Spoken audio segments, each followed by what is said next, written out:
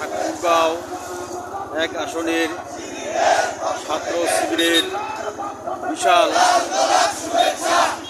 মিছিলের আহ্বান হচ্ছে।